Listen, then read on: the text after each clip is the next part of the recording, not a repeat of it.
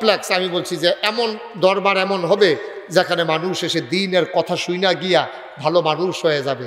তখন আমি চিন্তা করলাম যে বিরাট জায়গা লাগবে, দাদারে করে আপনি কিছু জায়গা দেন। দাদাও গরিব মানুষ, এত জায়গা জমি আসিল না। দাদায় মাত্র 9 শতক জায়গা আমারে দিছে দরবারের জন্য।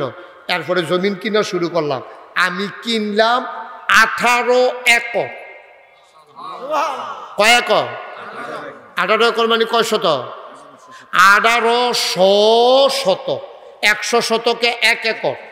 দাদাই দিয়া গেছে কয় শত? 9 শত। আর এখন নাগাইশ দরবারটা আছে কয় শত? কত শত?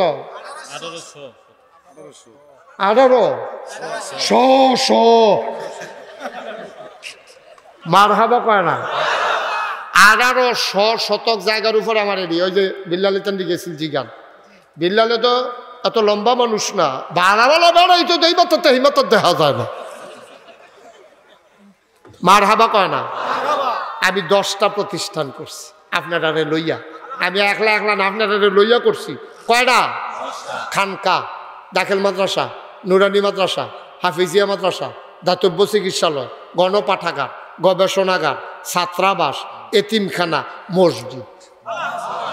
মসজিদরা টিনের ঘর, লোক জায়গা হয় না, মাত্র কয়েকশো লোক জায়গা হয়।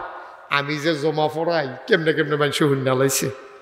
হুন্ডা তখন প্রত্যেক শুক্রবারে দুনিয়ার মানুষ গিয়ে বইয়া থাকে, মনে করছে হুজুর রফ আয়াম, ওয়াজও হুন্ডা আয়াম, দোয়াও লই আয়াম, নামাজটাও ফইডা আয়াম, দৈক্যাও আয়াম, 3-4টা মাথাত লইয়া যাই গা। তো গিয়া সেটা এই যে বিশাল আমার তো টিনের ঘর মসজিদ, এই বালুয়ে সালুয়ে মেঘে সেগে বিজ্জা বুজ্জা কোনো মতে নামাজ পড়ে। তো চিন্তা করলো একটা বড় করে মসজিদ করা।